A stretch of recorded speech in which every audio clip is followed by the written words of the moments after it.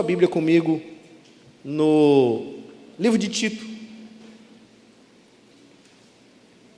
Abra sua Bíblia comigo no livro de Tito, capítulo 2, dos versos de 1 a 8.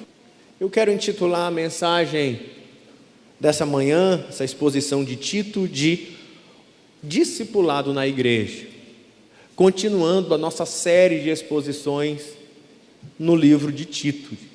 Paulo escreveu a Tito.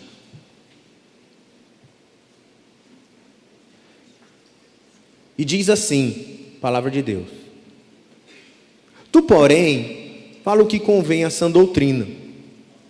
Quanto aos homens idosos, que sejam temperantes, respeitáveis, sensatos, sadios na fé, no amor e na constância. Quanto às mulheres idosas, semelhantemente que sejam sérias em seu proceder, não caluniadoras, não escravizadas a muito vinho, sejam mestras do bem, a fim de instruírem as jovens recém-casadas a amarem ao marido e a seus filhos, e a serem sensatas, honestas, boas donas de casa, bondosas, sujeitas ao marido, para que a palavra de Deus não seja difamada. Quanto aos moços, de igual modo, exorta-os para que em todas as coisas sejam criteriosos.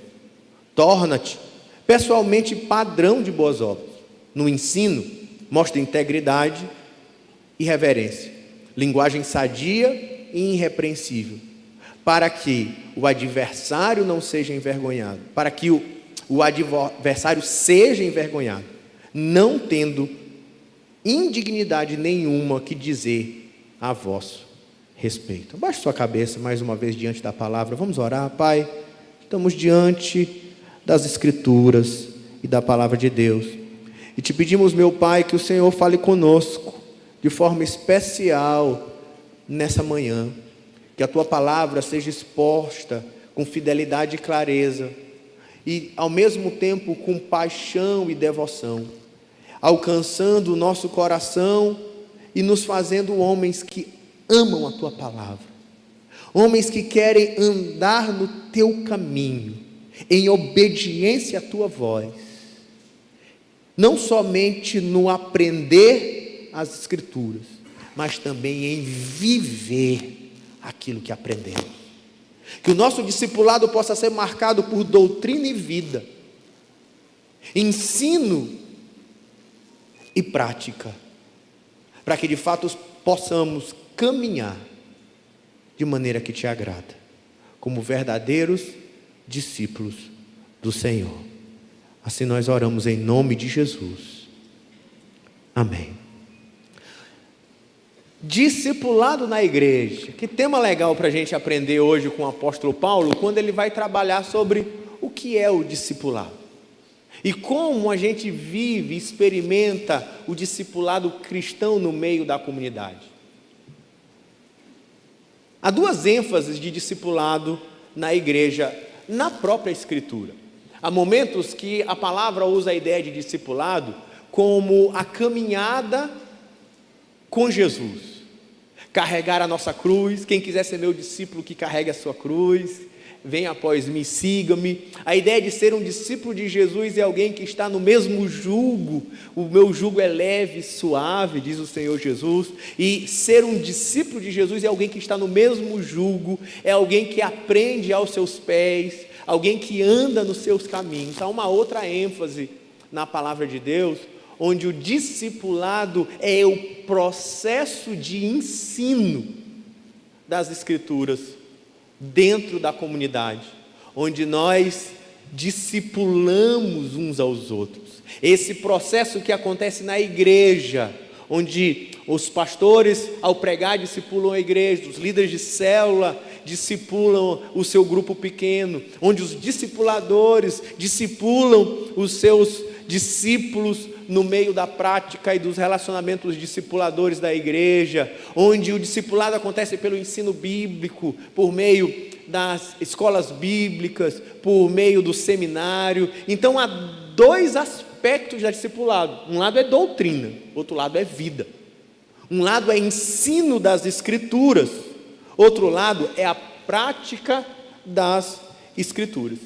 E esse texto, especialmente, ele trabalha nas diferentes faixas etárias ou grupos da igreja, os anciãos, as anciãs, as jovens, os jovens e os servos, esses dois critérios do discipulado. Ele vem em cada grupo, mostrando como esse processo de discipulado, ele envolve a vida e envolve doutrina. A gente vai aprender então, caminhando hoje, expondo do verso 1 ao verso 8, duas vezes. Primeiro, olhando como Paulo ensina a Tito sobre o discipulado da igreja por meio do ensino da doutrina. Depois a gente volta e caminha pelos 8 versículos de como Paulo ensina o discipulado como uma vida prática em obediência à doutrina, tanto para Tito, quanto para os anciãos, quanto para as anciãs, quanto para as jovens e quanto para os jovens. Nós estamos no livro de Tito, que basicamente essa é a ideia central, a importância de se ensinar a verdadeira doutrina para que a igreja viva de acordo com a vontade de Deus. Uma das ênfases da carta de Paulo a Tito é de que não deve haver uma disputa entre aprender e praticar, entre doutrina e vida, entre palavra de Deus e a prática dela no dia a dia. Não há uma disputa entre eu querer ser alguém que conheço muito a Bíblia, ou eu preciso ser alguém que vivo muito a Bíblia. A carta de Paulo ao Tito vai mostrar que não há essa disputa. Eu preciso ser alguém que ama a palavra, estudo a palavra, aprendo a palavra, mas ao mesmo tempo eu sou zeloso em praticar a palavra, em viver a palavra, porque a doutrina e vida andam em paralelo. Certa vez, ou certas vezes, até mesmo no meio da nossa comunidade, eu já me peguei conversando, às vezes até aconselhando irmãos, que parecem tentar criar uma separação. Uns valorizam muito a doutrina. Você tem que ter a doutrina certa. Você tem que viver a doutrina correta. O importante é estudar. O importante é a escola bíblica. O importante é você saber e compreender e explicar as doutrinas básicas da Escritura. E isso, para ele, parece ser mais importante do que a santificação, a vida e a prática dela. Por outro lado, eu já me peguei conversando com irmãos, ou aconselhando irmãos, que vão dizer assim, o importante é viver, o importante é a célula, o importante é discipulado, e ele chega até a dizer, por isso que eu não me envolvo com doutrina, porque a letra mata, mas o Espírito vivifica, ainda usa esse versículo, né, para dizer, não, o importante é a prática. E o que a gente aprende nesse texto de Paulo hoje a Tito, é que essas duas questões não estão em disputa. Nós precisamos ser profundos na doutrina e profundos na vida e na prática cristã. Esses dois aspectos do discipulado, aprender a palavra e viver a palavra, elas andam lado a lado. Em primeiro lugar, então, o que a gente vai aprender é que discipulado é aprender e ensinar a palavra de Deus. E aí eu volto então para as classes e organizei de maneira que você pudesse acompanhar de maneira mais clara a ideia do texto. E ele vai trabalhando essa ideia de que discipulado é aprender e ensinar a palavra em cada um dos grupos da igreja. Em primeiro lugar, ele vai trabalhar Tito, no versículo 1, quando ele diz, tu porém, esse tu é o próprio Tito, tu porém fala o que convém à sã doutrina. Essa é a primeira ordem do texto. Ele está falando para aquele que foi enviado por Paulo para discipular aquela igreja, para pastorear aquela igreja, para levantar presbíteros naquela igreja, para organizar uma igreja que estava em desordem, e a ordem que Paulo dá para Tito é, fala a doutrina, fala e ensina a palavra de Deus para esse povo, porque o primeiro meio de restaurar, reformar, edificar a igreja é pelo ensino da palavra, pelo ensino da sã doutrina. E ele diz, não somente fala a doutrina, como quando ele vai para o verso 7, ele vai dizer, seja um exemplo, um modelo da sã doutrina. Ele diz, olha, a doutrina é importante, então fala. Ele começa no verso 1 e diz, exemplifica o que? A doutrina, ensina a doutrina. E por isso ele ainda vai continuar dizendo para os anciãos deveriam viver essa vida moderada, essa vida com domínio próprio, mas ele vai dizer, em um aspecto no verso 2, que eles precisam, entre as suas características, acompanha comigo, ser sadios na fé, no amor e na constância. Os anciões precisavam ter uma doutrina saudável, porque quando ele está dizendo ser sadios na fé, a ideia de fé aqui, uma vez que o livro de Tito é um livro que está sendo escrito para Tito, Paulo escrevendo para Tito, para resolver o problema de falsos mestres, ensinando falsas doutrinas na cidade de Creta, ele diz, olha, os anciãos, que são aqueles que são os mais velhos, os mais maduros da igreja, eles não podem se deixar enredar pelas falsas doutrinas. Eles não podem se deixar levar pelos ensinos dos judaizantes, daqueles que estão distorcendo a palavra de Deus. Por isso eles precisam ser sadios na fé, ter a doutrina correta. Por isso Tito deveria ensinar a doutrina, e os homens maduros e as mulheres maduras da igreja precisavam ter uma doutrina saudável. O processo discipulado está então em ensinar e aprender. A igreja está ensinando e os irmãos estão aprendendo. De que maneira? Tem uma segunda maneira. Ele vai falar sobre as anciãs.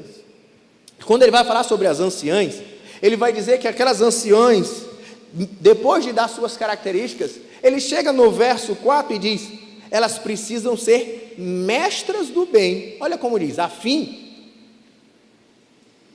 Verso 3, quanto às mulheres idosas, semelhantemente, que sejam sérias em seu proceder, não caluniosas, não escravizadas a muitos vinhos, antes, sejam mestres do bem. Interessante ele usar a expressão mestres para uma mulher, pastor Afonso.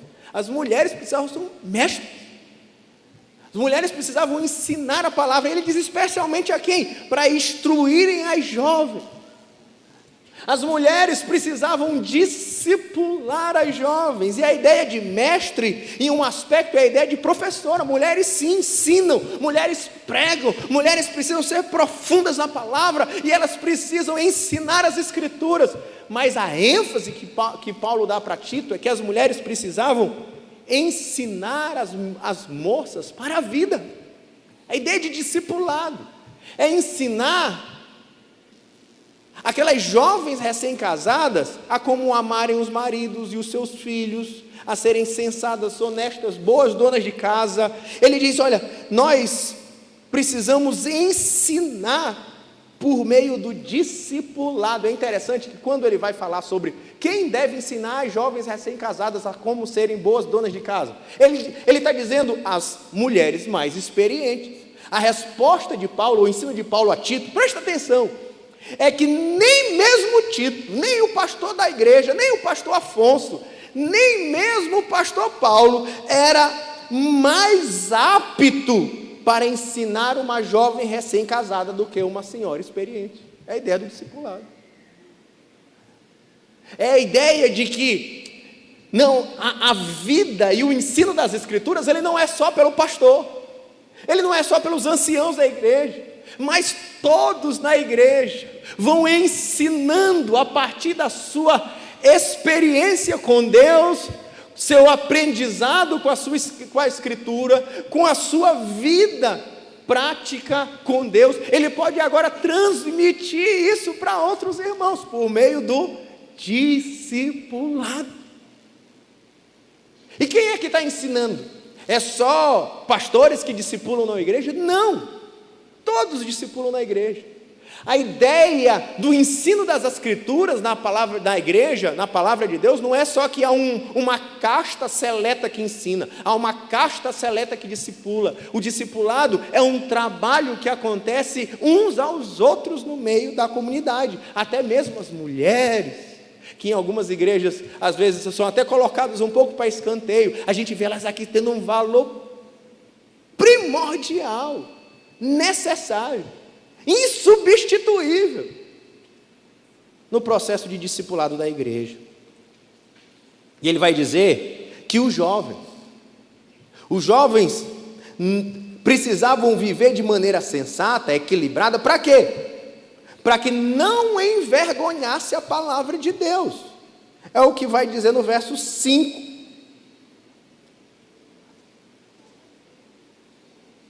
Quanto às moças, as jovens, o que ela vai dizer?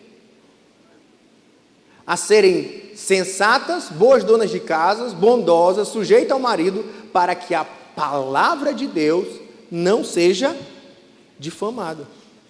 Ele diz, olha, o valor das Escrituras no meio da comunidade, porque a gente ensina a palavra por meio dos pastores, a gente aprende a palavra, é isso que é o processo do cristianismo, a palavra sendo ensinada e sendo aprendida, mas isso acontece também entre os irmãos por meio do discipulado, para quê? Para que a palavra de Deus não seja envergonhada.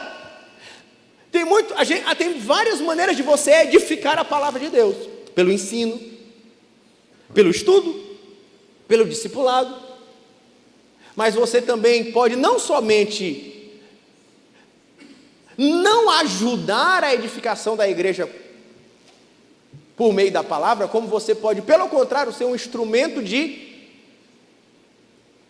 envergonhar a palavra. No final das contas, você está trabalhando pela palavra, para o bem dela ou para o mal dela. Você sabia disso? Uma vez que você é a igreja do Senhor. A palavra de Deus, então, nesse processo discipulado, ela precisa ser ensinada, aprendida, por meio do ensino ou do discipulado, para que a palavra de Deus não seja envergonhada e difamada aí fora. E ele ainda vai chegar a um terceiro ponto, a um quinto ponto, onde ele vai dizer, exorta os jovens. Ele vai dizer então agora que a gente precisa exortar os irmãos, exortar uns aos outros, exortar os jovens. E a palavra exortar, quando a gente coloca essa palavra no português, a impressão que dá é que está se falando em dar uma esculhambação. Dê esculhambação nos jovens, dê esculhambação nos irmãos, mas a ideia de exortar, a palavra especialmente, até fiz questão de pontuar essa palavra paracaléu do grego, ela se fosse traduzida ao pé da letra, ela significa pôr ao lado. Exortar é carregar o que está caído e trazer ele para o lado. Se ele está caído, você vai caminhar com ele para animá-lo, para corrigi-lo, para confortá-lo se preciso. É uma relação, é um ensino que se Tito tinha que passar doutrina em algum momento, em outros momentos ele precisava ensinar caminhando junto, assim como Jesus caminhou com seus discípulos. Por 3 anos e meio eles viajaram juntos, eles tiveram refeições juntos, ele ensinou a eles na beira da praia, ele ensinou a eles em volta de uma mesa, ele ensinou a eles em meio a viagens, em cima do monte, e de tantas formas diferentes. Há momentos que nós precisamos ensinar por meio dos relacionamentos.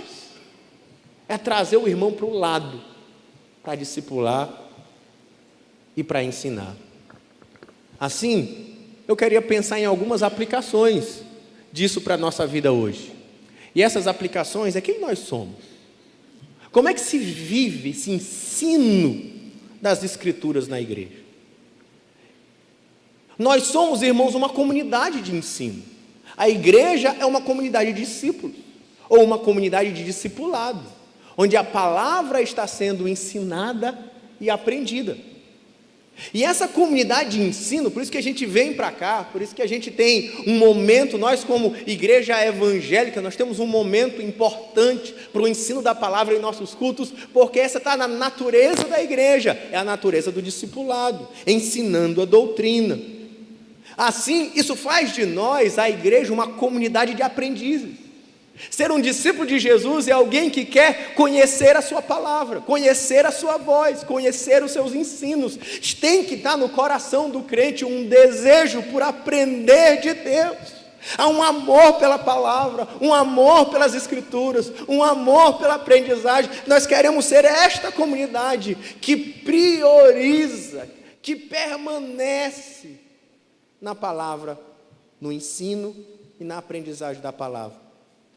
Por isso, nós somos uma comunidade de discipuladores, onde há vários aspectos de discipulado, mas de alguma maneira todos nós estamos discipulando e sendo discipulados, porque essa é a natureza da igreja. Eu quero aprender, mas eu também ensino.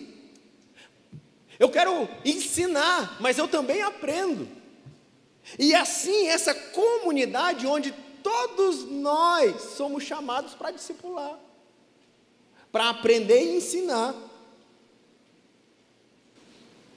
Aonde que a gente pode viver esse tipo de coisa? Por exemplo, na igreja, no culto, quando a igreja se reúne, nós estamos sendo discipulados pelo ensino da palavra, pela ministração do louvor, nós estamos sendo discipulados aqui também, mas na célula, quando a gente está aplicando as nossas vidas, nós, uns aos outros, trazendo experiências e exemplos e aplicações, nós estamos nos discipulando, no próprio discipulado. Quem é que tem uma relação de discipulado com alguém e levanta a mão aí para a igreja conhecer que isso é fato, acontece? Quem está sendo discipulado, sabe, nessa relação de andar juntos, de ser exortado, de caminhar. Então nesse andar juntos, você vai ensinando a palavra, você vai corrigindo, você vai explicando, você vai ensinando, em vários aspectos, no culto, nas células, no discipulado, mas também na família. Porque quando ele diz, olha, as mulheres mais velhas ensinem as mais novas, para quê? Para que elas sejam boas donas de casa, para que elas amem o marido, para que elas amem os filhos. Ela está ensinando aquela mulher a ser uma mulher de Deus no seu lar. Então a nossa família passa a ser uma família de discipulado, onde a mãe, os pais, mas no exemplo aqui, o exemplo que Paulo deu da mãe, a mãe ela entende o seu papel de discipuladora, de quem? Dos seus filhos, de ministra de Deus para a sua família, onde ela não fica esperando só a salinha, ou o pastor, ou a cela de criança, ela mesmo, ela reúne os filhos, ela ensina a palavra, ela ora com eles, ela os ensina a louvar, ela os ensina a vir para a igreja, ela os ensina a se comportar na igreja, porque ela é mulher de Deus para o seu lar. Porque a igreja é esse ambiente de discipuladores, em todos os aspectos da vida, aprendendo e ensinando a palavra de Deus, mesmo diante da sociedade. Quando ele diz para que a palavra não seja envergonhada, para que os adversários não tenham para o que falar contra a palavra de Deus, nós estamos vivendo, ensinando diante dos homens. Seja no culto, seja na cela, ou seja na vida, no trabalho, na academia, na escola, a prática da palavra testemunha as escrituras, e eu preciso ser usado como um homem de Deus, que pela minha vida, testemunha a palavra de Deus por toda parte. Quem é que então deve estar envolvido nesse processo de aprender e ensinar? Ah, pastor, é o senhor. Apesar disso, a gente está pagando o seu salário é para isso. Ah, não, os líderes de célula, ninguém mandou eles querer esse negócio. Irmãos, somos todos nós. Em um aspecto, são os pastores e líderes.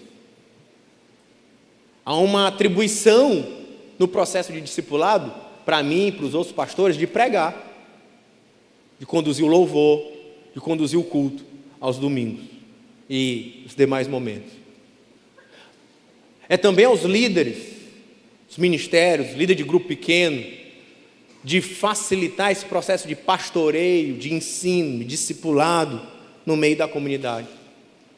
Mas esse processo de ensino das Escrituras acontece também por você, pelos uns aos outros. Assim como aquela senhora mais velha ensina as moças mais novas da igreja, assim como Tito, que era um jovem, precisava ser um modelo da doutrina para toda a comunidade, assim todos nós, por meio desse processo discipulador da igreja, nós precisamos ensinar alguém. Não é à toa que essa está na missão que Jesus deu para a igreja, e de fazer discípulos. E a ideia de discípulos, a palavra discipulado, ela, de um lado, um discípulo é um aprendiz, então fala dessa ideia de doutrina e ensino, mas por outro lado, a palavra discipulado, ou discípulo, traz a ideia de alguém que aprende na prática, no caminho, ao lado, como um discipulador. Alguém que, por meio de uma relação a dois, por meio dessa relação de um ao outro, nós aprendemos e ensinamos a palavra. Por isso, a própria natureza da vida da igreja é uma natureza discipulada. Você precisa estar envolvido nisso, frequentando as reuniões de ensino da palavra. Por exemplo, os nossos cultos de domingo, a escola dominical. Você precisa estar nesse processo de ensino e aprendizado da palavra nas células, onde, por exemplo, como é aplicado na nossa igreja, a mensagem que é pregada no domingo, ela é trabalhada em forma de perguntas de aplicação pessoal nos grupos pequenos. É uma extensão do ensino de domingo, por isso é tão importante. Você precisa estar envolvido em discipulado pessoal. Discipulado pessoal é vital para a sua saúde espiritual. Você precisa ir em busca de discipulado e se propor a discipular alguém, a amar alguém. Por exemplo, vou tentar lembrar nesses dias, se eu esquecer, você levanta a mão, mas eu acho que nessas últimas semanas eu almocei com o Lucas, não foi, Lucas? A gente almoçou junto no shopping. Eu tive um tempo com o Marcos do Shoa ontem, à tarde, no shopping, um cafezinho, um tempo juntos, compartilhando. Todo dia eu estou com alguém, compartilhando a palavra, não só pregando ou ensinando uma sala de aula, um a um, na relação discipuladora, uns aos outros. Há umas 2 semanas atrás, eu acho, eu tive almoçando também com o Yuri, no Shopping da Ilha. Shopping da Ilha é meu escritório, né, irmão? O pessoal já sabe, né? Quer me matar, vai no cafezinho lá da Copenhague, né? Eu vou estar sentado com alguém lá. Faz parte desse processo, dessa relação, que você deveria estar tendo também, buscando em alguém, ou discipulando alguém, porque Deus te chamou para ir em busca de aprendizagem, mas também para ser um discipulador, um mestre do bem no processo do ensino. E se existe alguém que poderia dizer assim, isso não tem nada a ver comigo, eram as mulheres daquela geração. Sabe por quê? Porque naquela época, nós estamos falando de uma sociedade patriarcal, que na religião judaica, de onde nasce o cristianismo, as mulheres não tinham envolvimento na vida religiosa. As mulheres, até para participar dos cultos na sinagoga, se elas quisessem participar, elas tinham que aprender da janela. Elas não tinham lugar dentro da sinagoga, a não ser em algumas sinagogas especiais que tinham um lugar com uma espécie de em cima, só para ela ficar com uma espécie de galeria assistindo. Aquelas mulheres tinham todo motivo para dizer, não, isso não tem nada a ver comigo, na nossa sociedade, ensino da palavra é coisa de homem, quanto mais na nossa, irmão. Mas muito mais no nosso tempo. Se elas tinham motivo de dizer que isso não tem nada a ver comigo, não interessa, talvez você pode ser jovem dizendo isso não tem nada a ver comigo, tem sim. Eu sou uma senhora de idade, tem sim, tem tudo a ver com você. Deus te chamou e te colocou nessa engrenagem chamada igreja, para aprender e para ensinar, para discipular alguém. Saia daqui com um objetivo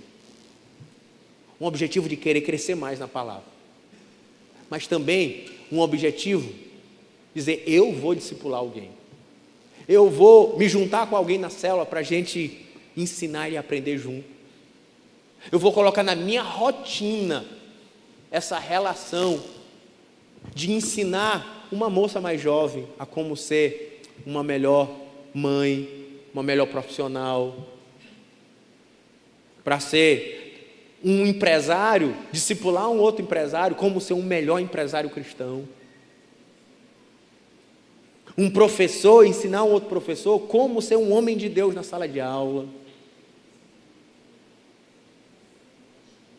Deixe Deus te usar, irmão, porque é isso que se chama igreja. E na casa, porque se a gente fala no culto, na célula, no discipulado, você também foi chamado para ensinar e discipular na família, na sua casa. Você deveria, eu sei que muitos aqui já fazem, mas o que você deveria fazer ou deve fazer? Faça dos seus discípulos os seus filhos, os seus primeiros discípulos. Você encontra com eles, de fato, estuda a Bíblia com eles, orienta, corrige, desde como ele se comporta no culto, a como ele lê a Bíblia, acompanha se ele lê a Bíblia todo dia, se ele está entendendo, como ele está entendendo, corrige, orienta, chama ele, gasta tempo de oração com ele todo dia, discipule os seus filhos. Eu me lembro, por exemplo, que há alguns anos atrás, a gente teve um ano de discipulado especial, eu e Ivan, e naquele ano a gente leu a Bíblia toda. E no segundo ano, ele, por iniciativa dele, ele disse assim: pois agora eu vou fazer Mateus e Gegel lerem a Bíblia. O de Gegel eu não acompanhei, mas Mateus, a gente tinha mais proximidade pelas coisas da igreja, Mateus leu a Bíblia naquele ano pela primeira vez, toda, assim, de capa a capa. Entender? Isso é um atributo de entender, eu aprendo para passar para os meus filhos. Porque o que eu mais preciso passar para eles, o de mais importante, é fazê-los discípulos do Senhor. Segundo lugar, o texto fala de viver a palavra de Deus. Discipulado não é também só ter conhecimento. Discipulado também não é só ter doutrina, para eu ser aquele que sabe mais, que entende mais, que conhece mais, mas eu aprender para viver. Não faz sentido eu ser profundo em recitar conceitos bíblicos e teológicos, se isso não se transforma em prática para a minha vida. Então o que Paulo está ensinando aqui é a importância de aprender e de viver. E ele vai também isso ponto a ponto, em cada uma dos grupos. E esse padrão, ele meio que se repete, por isso que eu juntei eles. Ele vai dizer, por exemplo, aos homens, a Tito, ele começa dizendo para Tito, mas ele começa em Tito no verso 7, ele fala de Tito no capítulo 1, ligando Tito aos anciãos, que são aqueles que ensinam, mas ele liga Tito no capítulo 7 aos jovens, também, por causa da sua idade. E ele vai dizer, torna-te pessoalmente padrão de boas obras. Ele vai dizer para Tito, que era o pastor daquela igreja, dizer, não adianta só saber e ensinar, você tem que saber ensinar e viver, e praticar. Não faz sentido eu estar de domingo em domingo à igreja, se na segunda-feira a minha vida não tem coerência nenhuma com tudo aquilo que eu aprendo. Não adianta eu vir ensinar e pregar e exortar e discipular e advertir, se a minha própria vida não está dedicada em viver a palavra de Deus. Porque pastores e líderes precisam não somente ensinar e pregar, mas eles precisam ensinar e viver a palavra de Deus. Quando no capítulo 1 a gente estudou sobre as características dos pastores da igreja, dos presbíteros da igreja, é interessante que ele vai dar 3 qualificações. Ele vai dizer, primeiro, como é que você escolhe um pastor? Aí, não sei se vocês lembrarem, está no capítulo 1, do verso 5 até o 9. Ele vai dizer, em primeiro lugar, é a família dele. Ele tem que ser alguém que seja marido de uma só mulher, que tenha filhos crentes. Ele vai julgar um homem de Deus. Antes de falar de doutrina, ele vai falar da família dele. Em segundo lugar, ele vai falar da ética dele. Vai dizer, verso 7, porque é indispensável que o bispo seja irrepreensível, despenseiro de Deus, não arrogante, não irascível, não nada ao vinho, não violento, não cobiçoso, não gano. Sabe, ele vai dizer, ele tem que ter caráter, ele tem que ter uma família em ordem, ele tem que ter um caráter em ordem, e por fim, ele tem que ter a doutrina em ordem. Quando ele vai dizer no verso 9, seja apegado à palavra de Deus, que é a segunda doutrina. A gente fica achando que a função escolher um pastor, ou ouvir um pastor, é só olhar como ele fala bem, como ele prega bem, como ele é bom de doutrina, mas antes disso tem que ver se a vida dele é coerente à doutrina, se a experiência dele corresponde ao que ele prega. Porque discipulado cristão não é só transmitir conhecimento, mas é seguir o caminho de Cristo. E ele continua, quando ele vai falar aos homens mais velhos, aos mais maduros da igreja, e que eu acredito que ele não está dando um tom somente de idade, mas um tom de antiguidade, aqueles que estão mais maduros, há mais tempo na igreja. Ele vai dizer no verso 2, ele vai dizer assim, acompanhe comigo, quanto aos homens idosos que sejam temperantes, respeitáveis, sensatos, sadios na fé, no amor e na constância. Então ele vai dizer que esses homens, ele trata em dois aspectos. Em primeiro lugar, um aspecto moral. Eles precisam ser homens respeitáveis. Gente que tem domínio próprio. Não é como um bêbado, que não sabe o que faz, que não sabe o que diz. Ele não, é alguém que ele se controla. Ele não está alguém que é infantil, guiado pelas suas paixões. Ele faz o que dá na telha, ele fala o que vem na cabeça. Não, é um homem maduro. Aí ele diz, em segundo lugar, dessas primeiras características, ele diz que seja alguém respeitável. O que é alguém que é respeitável? Alguém que tem boa reputação na cidade, que tem boa reputação no mercado. É alguém que as pessoas olham para ele e dizem, esse homem é um homem digno de confiança. O comportamento dele inspira respeito, estima. E ele é um homem sensato, que é alguém que é autodisciplinado, é alguém que é sábio, que é prudente, é alguém que sabe o que quer para a vida. Ele não está trazendo valores que parecem ser tão espirituais às vezes. O que ele está querendo dizer? Que um homem de Deus, ele vive diante das pessoas, socialmente, como um homem maduro. As pessoas na nossa sociedade vão olhar para eles e vão dizer, é gente séria, resumindo o que ele está dizendo. Você tem que ser profundo e sério na palavra, mas ser alguém que, por conhecer a palavra, vive de tal modo que a sociedade considera você um homem maduro, sério, disciplinado, que tem domínio próprio.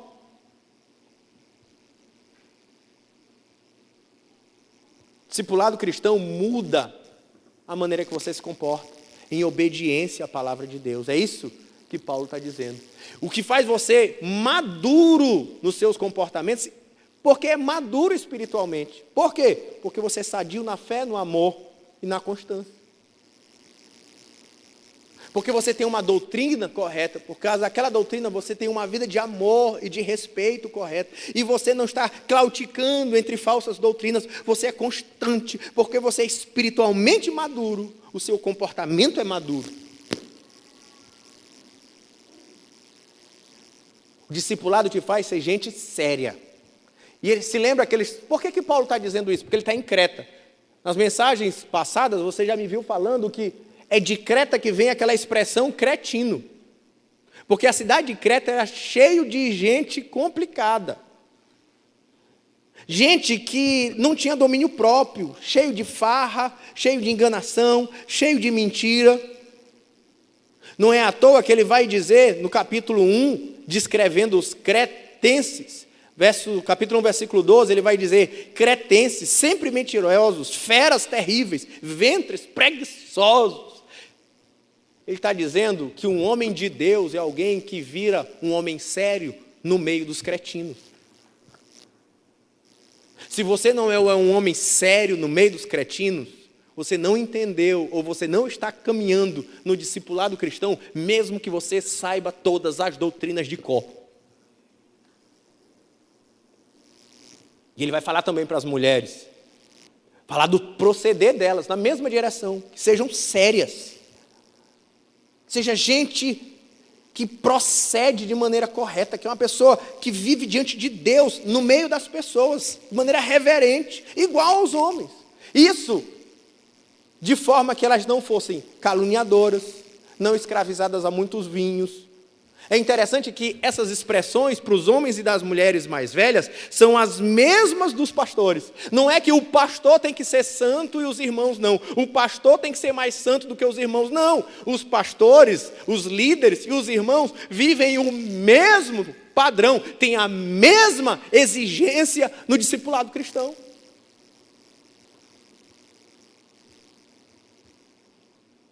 Ele vai dizer para as moças, e nas moças é uma espécie de aplicação. Ele pega uma área da vida específica e ele aplica. Como é que é isso na prática? Eu vou ilustrar para vocês. Uma senhora mais velha vai discipular uma moça mais nova, recém-casada. E ela vai ensinar como? Vai ensinar ela. Aí você fica pensando, vai ensinar calvinismo, arminianismo, a antropologia humana é dicotômica ou é tricotômica, e a gente fica achando que é isso que é você ser o cara na Bíblia. Ele vai dizer, não, sabe o que você vai ensinar nas Escrituras? A amar seus filhos. É para a vida. A amar seu marido. A como ser uma boa esposa. A como ser um bom marido. A como ser uma boa dona de casa, sendo uma mulher de Deus no seu lar, onde o Senhor te plantou. Lá, você vai ser plantada como uma mulher de Deus, para amar e refletir o amor de Deus e obedecer o grande mandamento, que é amar a Deus acima de todas as coisas, amar o próximo como a si mesmo. Como? Amando os seus filhos, amando o seu marido. Está aplicando, é na vida, não é só saber doutrina, mas é viver a doutrina. A serem sensatos, ou seja, que tem domínio próprio. Nessa ideia, ele vai dizer, como é que é ser uma mulher dona de casa? É uma mulher que ela é a mestra do seu lar, mas é a mulher pura. Eu gosto de uma expressão, a importância do pai, da mãe dentro de casa. Roberto, meu amigo, professor da escola dominical, né? Ele chama a mãe dele, diz que minha santa mãezinha, né? Ele só chama a mãe dele assim, minha santa mãezinha. E eu brinco com Dona Esté chamando ela de santa mãezinha. Porque esse papel da mãe no lar, de ser essa mulher que passa a ser um exemplo que carimba no nosso peito para o resto da nossa vida adulta. Tendo uma mulher pura, casta, santa, piedosa, de Deus, marcando aqueles meninos enquanto crescem. É a obra mais valiosa que uma mulher, uma mãe, pode deixar na terra para os seus filhos. É isso que Paulo está dizendo. Discipular é muito mais do que ficar passando conceitos filosóficos, é ensinar as pessoas a andarem na prática, na caminhada cristã. E aí a gente vai entender até a ênfase que ele dá do papel da mulher. A gente vive uma época de que mulheres e homens têm que ser iguais. Irmãos, eu preciso dizer que à luz da palavra e à luz da própria biologia, nós não somos iguais. Nós somos iguais em valor. Mulher é tão importante quanto o homem. E homem é tão importante quanto a mulher. E a sociedade precisa igualmente dos dois. Mas é um erro dizer que somos iguais. Não somos, temos características diferentes, temos propósitos diferentes, temos biologia diferente, temos uma maneira que a alma trabalha diferente. A gente precisa entender, como a Bíblia diz que nós somos, complementares. E se a gente se junta, em vez de a gente brigar e dividir, a gente junta forças, o marido e a mulher, a família, de maneira saudável, unida, juntando as forças da característica do homem, as forças da característica da mulher, sem ser em disputa, mas em unidade, nós podemos fazer muito mais pelas famílias e pela sociedade. E é isso que Paulo está dizendo, em vez da mulher querer competir com o homem, ou o homem querer competir com a mulher, Mulher, entenda a missão que Deus te deu e entenda isso como algo profundamente nobre e valioso para a sua família, para a sociedade, mas sobretudo para Deus, que é quem mais ama os seus filhos. Ele vai dizer aos jovens que eles controlem as suas paixões, eles tenham domínio próprio. Ele vai dizer, quanto aos moços, de igual, exorta-os para que em todas as coisas sejam criteriosos. E viver a palavra, jovens, é aprender a ser criterioso, em escolher amigos, em controlar seus impulsos. A gente quer ser rebelde, às vezes, contra o pai. A gente quer realizar todos os desejos que vem no coração, tudo que a gente vê na televisão, tudo que a gente vê no Netflix. E ele diz, sabe o que é obedecer a palavra de Deus? É você ser criterioso no que faz e ser alguém que domina a sua palavra, seus desejos, seu impulso, porque os desejos vão querer me levar para tudo que é coisa, vai talvez me levar para farras, festas e bebedeiras, talvez vai querer me levar para amizades que me afastam de Deus, mas ele diz assim, um homem de Deus, um jovem de Deus, é alguém que não se é levado pelas paixões que pulam na sua alma, antes, é alguém que se colocou como servo do Senhor e obediente à sua palavra, e desenvolve o domínio próprio no seu coração, se tornando alguém sábio, às vezes mais sábio do que um adulto, porque ele resolveu ser obediente à palavra de Deus. As paixões vão querer te levar para relacionamentos indevidos, mas você vai dizer, não, eu ando conforme a palavra. A prazeres indevidos, você vai dizer, não, não, não. Porque eu sei que o prazer que vem de Deus é maior do que o prazer que o mundo oferece.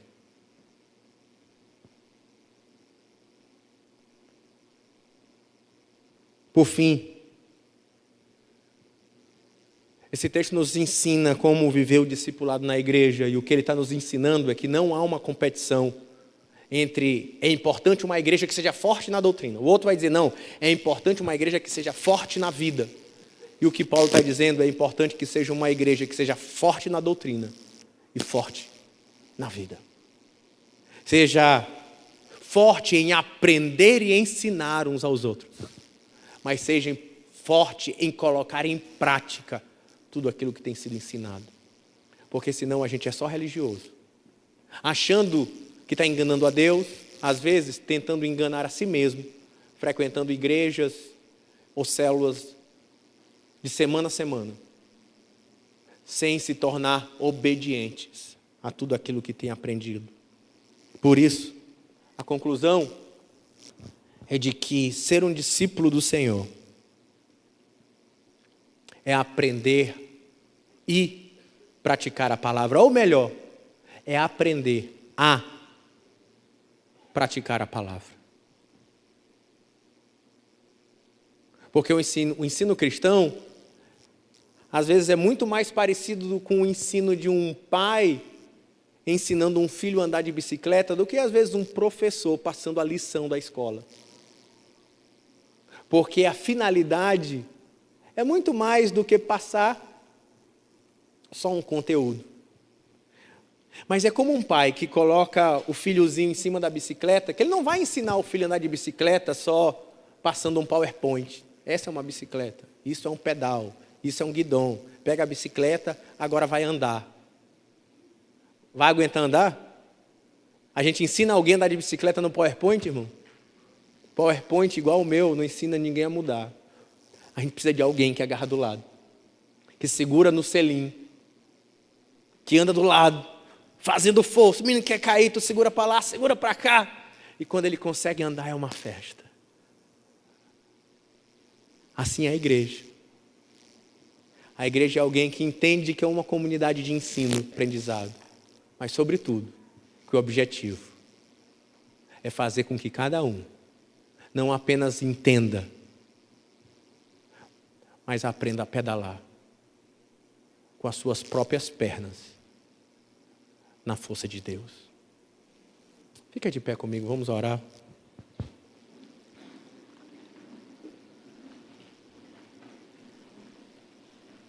Enquanto você abaixa sua cabeça, eu quero convidar você a fazer uma oração silenciosa.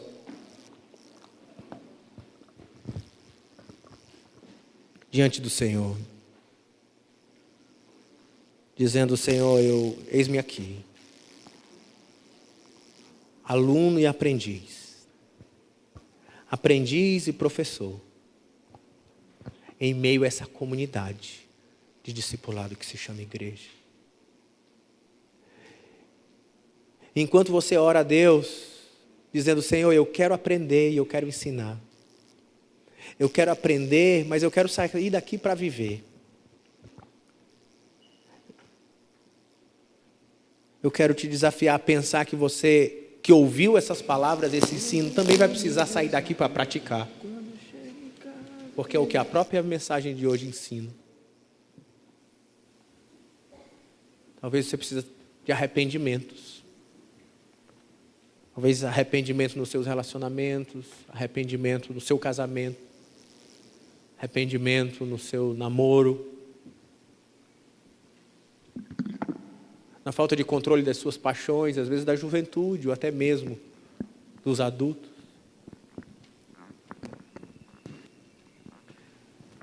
Mas, sobretudo, um arrependimento que eu acho que a gente precisa hoje, o arrependimento de, às vezes, não estar encaixado nessa engrenagem de discipulado. Talvez você deixou de ir para a célula e se desconectou dessa engrenagem de discipulado. Talvez você deixou de fazer discipulado, de discipular alguém, ou disse que não tinha tempo de fazer, ou você não se colocou mais à disposição de ser discipulado por alguém, talvez por achar que não precisa, que já é maduro, já sabe o suficiente. Quero te chamar a se arrepender hoje, voltar ao primeiro amor. E quando sair daqui, procurar aquele teu discipulador, talvez antigo, e dizer: ei, bora voltar. Talvez aquele que você discipulava, que você nunca mais viu, e dizer: ei, e aí? Ainda está disponível? Vamos andar juntos? Ou talvez há uma área no teu coração de pecado, que mesmo você tendo um discipulador, você esconde. Mas hoje você entende que discipulado é transformação. Talvez vai sair daqui dizendo: olha, eu preciso conversar contigo, porque tem área na minha vida que eu não estou conseguindo viver. Eu quero a tua ajuda para aprender.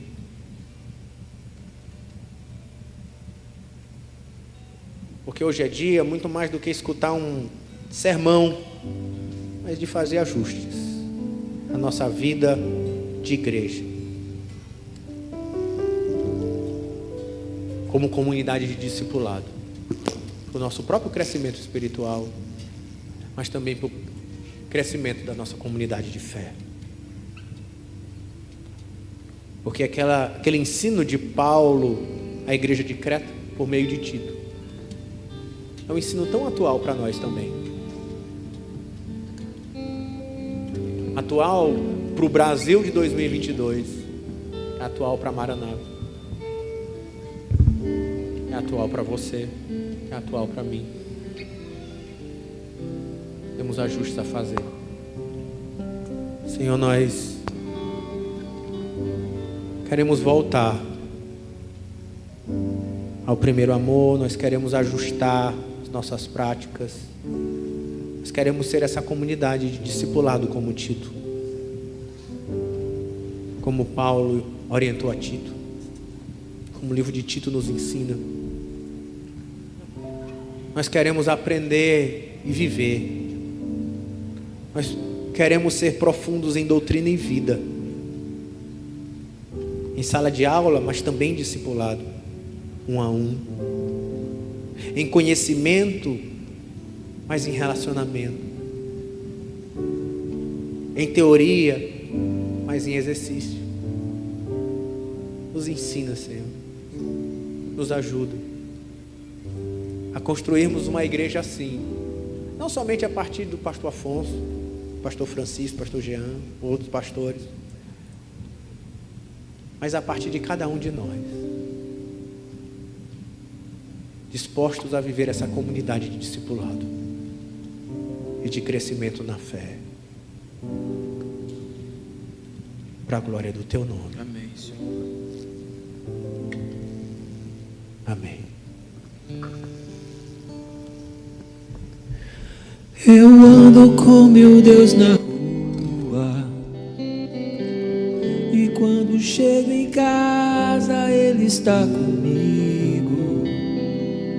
Eu falo com meu Deus na hora de dormir, e logo quando acordo digo: eis-me aqui, sou de Jesus. E mesmo atarefado sempre estou ligado, eu não abro mão da presença, do partir do pão em cada comunhão. Graças por tudo, sou de Jesus. Eu não posso te deixar, hoje uma coisa eu sei muito bem: a tua sombra que me guarda, tua misericórdia me sustém. Eu não posso te